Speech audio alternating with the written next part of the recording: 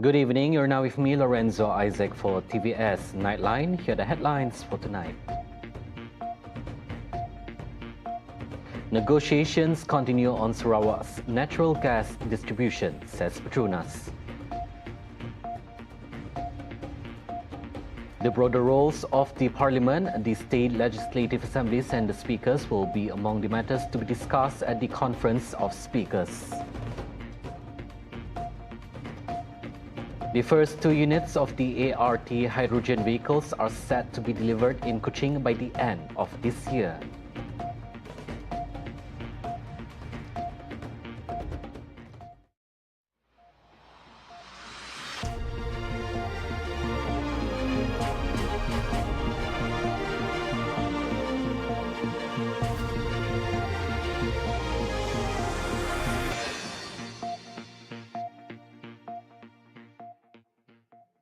Petroleum Nasional Berhad, PETRONAS, has reiterated that it is still in discussion with both Sarawak and the federal government, as well as Petroleum Sarawak Berhad Petros, towards achieving mutual resolution regarding the distribution of natural gas.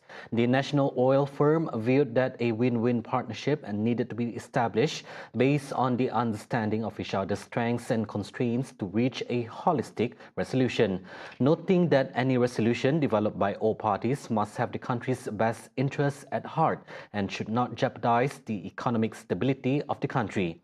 It added that PETRONAS remains fully committed to working together with all parties to preserve a thriving and conducive investment climate in Malaysia.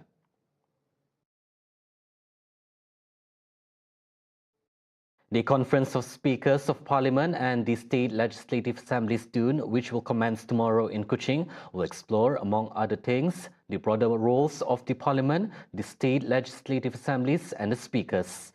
Dewan Rakyat Speaker Tan Sri Dr. Johari Abdul highlighted that the conference will also focus on efforts to bring legislative institutions closer to the community through educational programs, public dialogues and media engagement initiatives.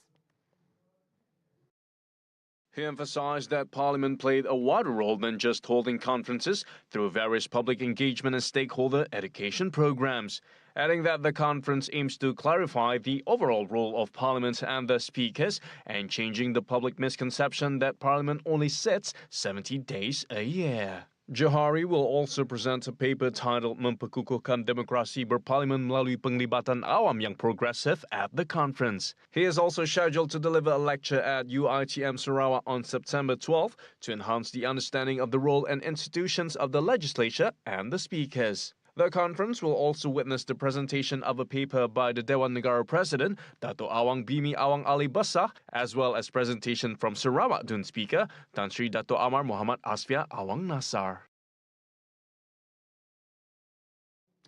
Business Event Sarawak, BE Sarawak, is exploring new opportunities to strengthen the development of human capital in the region. In this regard, its chairman, Dato' Sri Abang Abdul Karim Tun Openg, said that several international events are expected to be held in the future due to the region's political stability and sustainable development.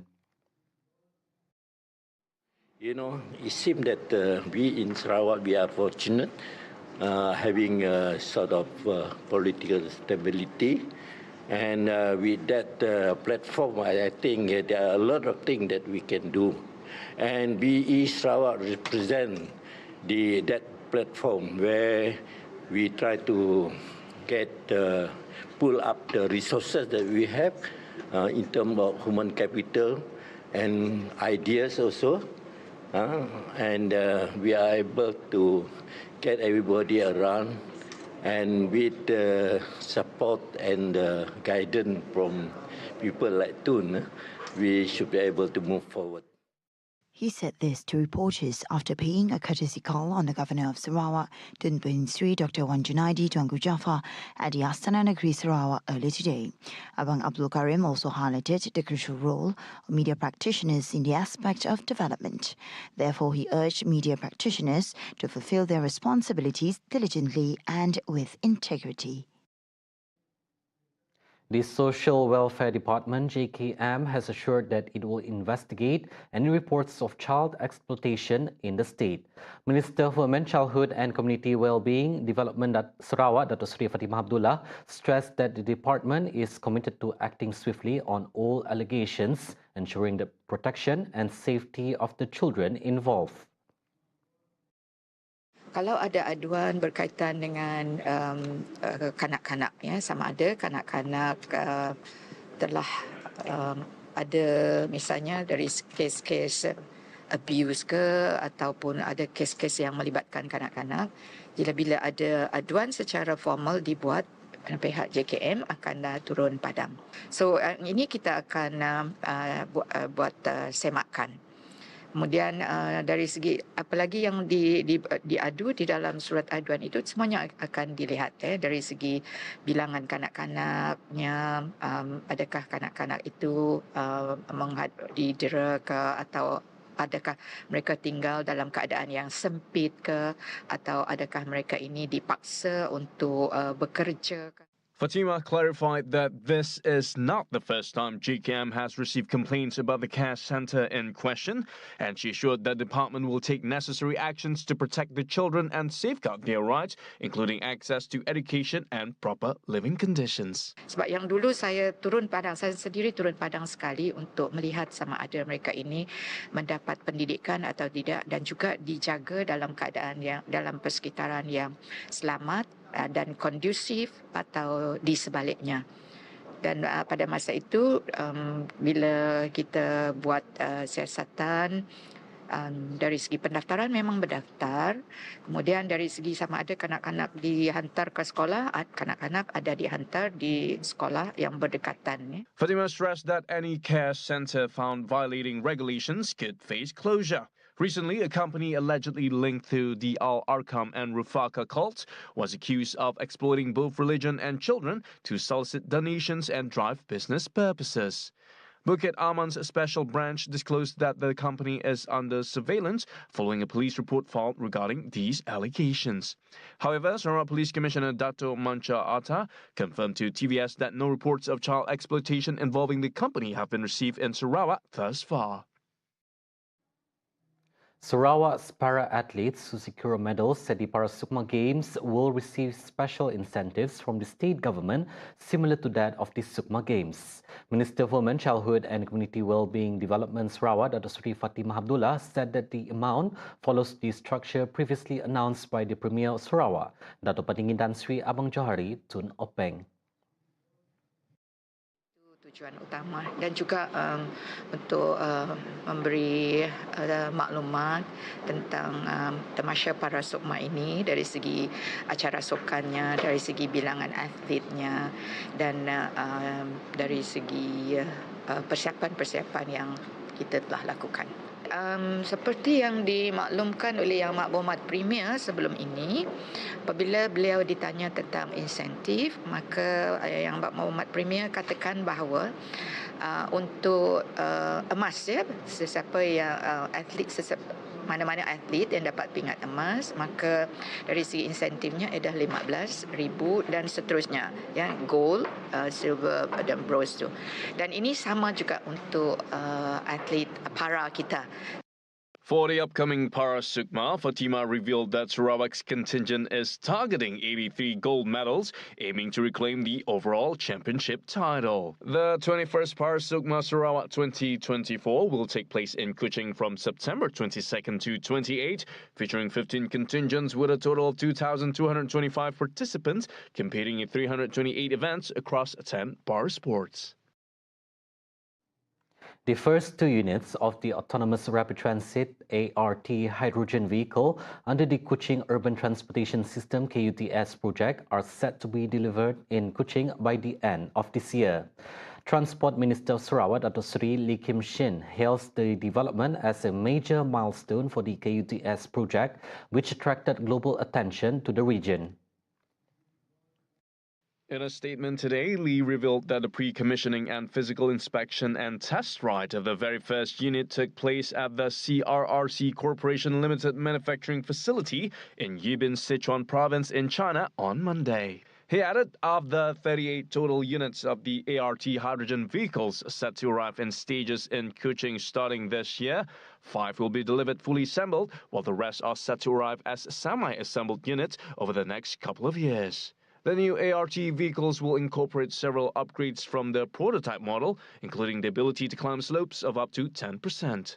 Designed for versatility, these vehicles can also operate in various road conditions and reach a top speed of 80 kilometers per hour. The ART hydrogen vehicles also adopt a lighter weight design, significantly reducing the weight by 2.5 tons, making them more energy efficient. The ART will also include user-friendly features such as dedicated areas for luggage, wheelchairs, and foldable bicycles, ensuring convenience for all passengers.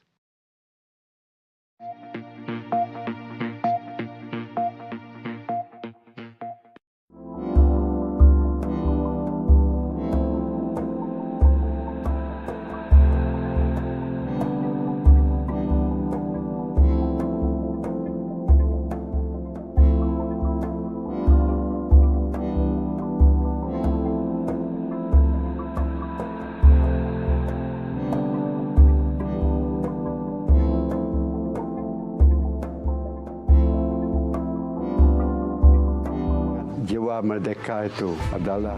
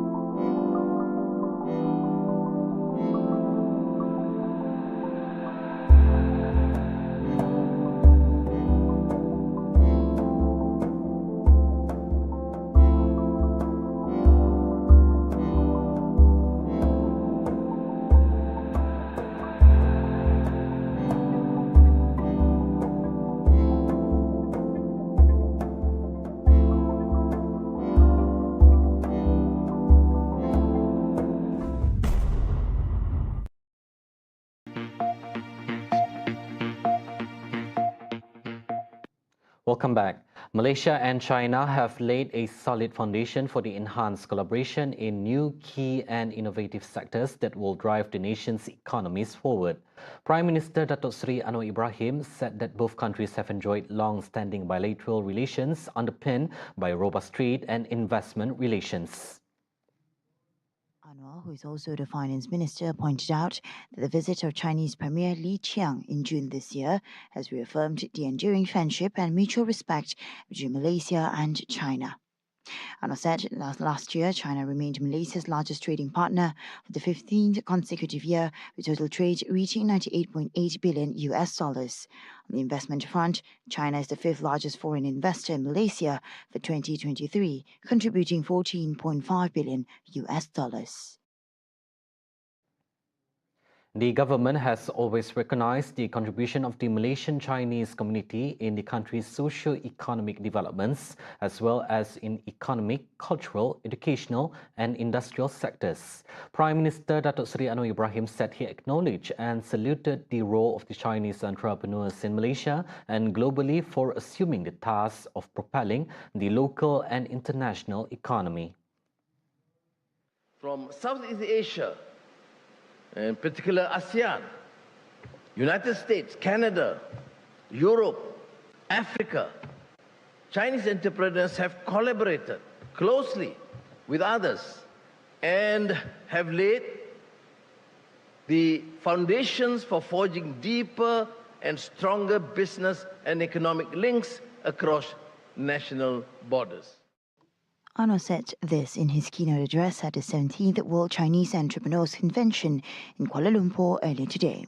He continued by saying in a world marked by complexities and fraught with increasing instability, uncertainties and unpredictability, Chinese entrepreneurs globally can assume a bigger role in safeguarding regional economic cooperation.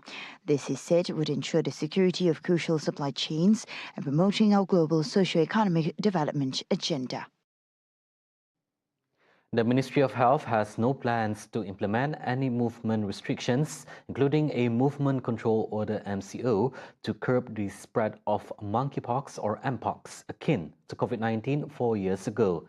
Its Minister, Dr. Zulkifli Ahmad, said that this decision was made after screening 6.2 million travellers entering Malaysia, all of whom tested negative for Mpox. He expressed hope that the Mpox situation in Malaysia would not be compared to neighbouring Singapore to avoid unnecessary worry and panic. Saya telah menyebutkan ini beberapa kali. Sejak daripada 16 Ogos lagi, kita telah memulakan dan telah pun mengambil tindakan untuk menjaga dan memulakan segala SOP kita, terutama dari sudut pintu-pintu masuk antarabangsa, sama ada darat, laut ataupun lapangan terbang. Jadi secara tegasnya, saya sebutkan kekhawatiran tentang apakah akan berulang, seperti mana COVID-19 dahulu, lockdown, cemas, semuanya. Itu yang saya sebutkan. Semua dia tahu bahawa bentuk transmisinya itu adalah by skin contact, sexual dan sebagainya. Sebab kita pernah ada cases, tapi itu sudah dan variannya pun lain. As of Monday, Singapore reported 15 Mpox cases, while Malaysia recorded 9 cases, all of which were documented last year. In a press conference, Zulkifli confirmed that 52 suspected Mpox cases have tested negative. He also disclosed that the ministry is in the process of procuring Mpox antiviral medication and will prioritise vulnerable and immunocompromised groups if necessary to prevent further spread of the virus. Huawei, the world's leading telecommunication company, is expanding on its corporate social responsibility CSR project through its effort to protect biodiversity and prevent illegal logging in Malaysia via the Tech for All technology.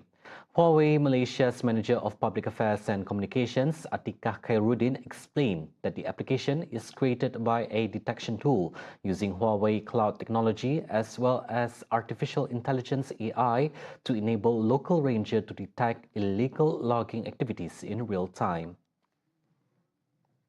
According to her, one of the key initiatives on Tech for All is in environmental conservation, in which she stressed that collaboration with partners in Sarawak are vital in protecting biodiversity. So in the Tech for All project, we work closely with local partners and also NGO to ensure that the vision and mission of protecting the rainforest align. And in Sarawak, we focus with our local partners, including SFC, Sarawak Forestry Corporation, Sarawak Multimedia Authority, and also Forest Department of Sarawak. We've been working together since 2021. In the beginning, we were working on technology that try to prevent illegal logging, and now we want to move on to phase 2, where we protect the biodiversity. Ever since we installed the devices since 2021, there have been 77 alerts. She also added that biodiversity protection through technology eases monitoring with no labour costs and non-invasive surveying methods. In accordance to this, collaboration with Tech for All Huawei gave a huge impact on ecological protection, at the same time evolving the operation of forests and wildlife protection. Meanwhile, Huawei, an information and communication technology ICT company, requires the support of all parties, including trusted experts, in progressing relevant initiatives.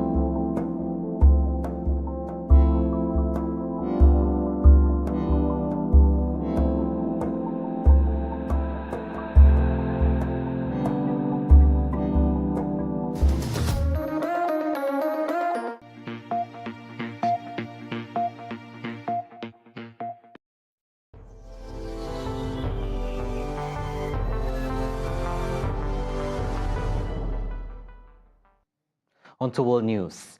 Jordanians went to the polls today in a parliamentary election overshadowed by the war in Gaza and concerns over Islam in tourism, a sector vital to the kingdom's economy.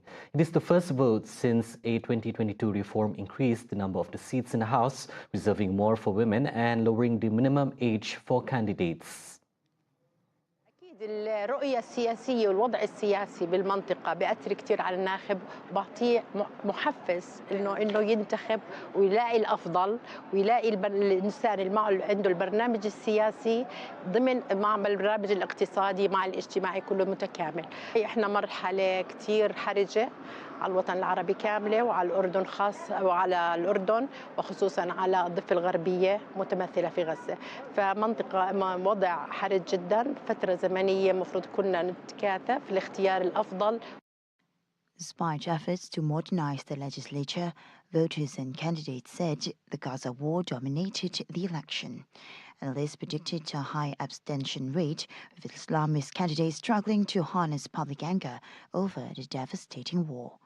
Jordan signed a peace treaty with Israel in 1994, becoming only the second Arab state to do so after Egypt, but around half its population is of Palestinian origin, and protests calling for the treaty's cancellation have been frequent since the war erupted.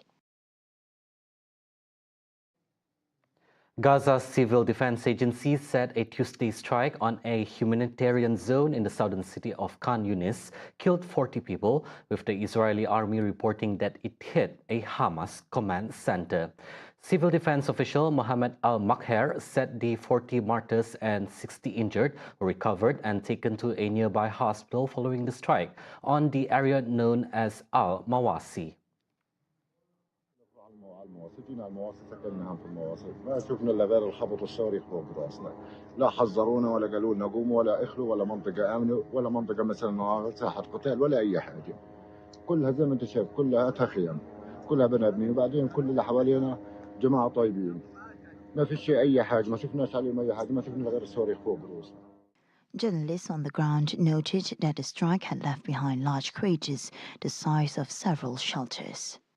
قديش 20 متر في الارض قل لي في ناس الميه طلعت من تحت الارض عندي وانت نايم انا صحيت احسس على اولادي مش شايف حاجه قدامي الا مرمى قاعد شهيد اللي مدفون تحت ولا اي حاجه دب دب دب دب حزمات ناريه واحنا نايمين في خيامنا ضربوها ما فضلنا غير الاشي رمل بتزقل علينا والاشي يعني المنظر غير صوره طبيعيه والطنيات بتصرخ وهذا المنطقه امنه اللي بيقولوا لنا امنه جابونا من بلادنا هنا امنه ايش الامنه اللي فيها هنا ايش المنطقه اللي امنه وين الشعب وين العرب كلها يتفرجوا علينا ايش مبسوطين على حالنا زي هيك احنا.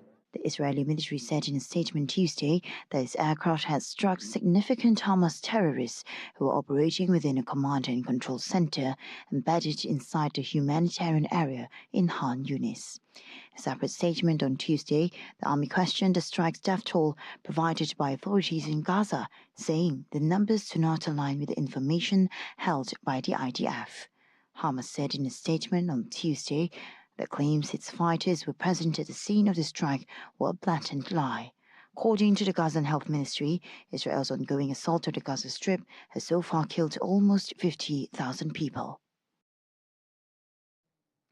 The United Nations Human Rights Council opened its 57th regular session in Geneva on Monday, which will run until October 11 to address human rights issues in various parts of the world.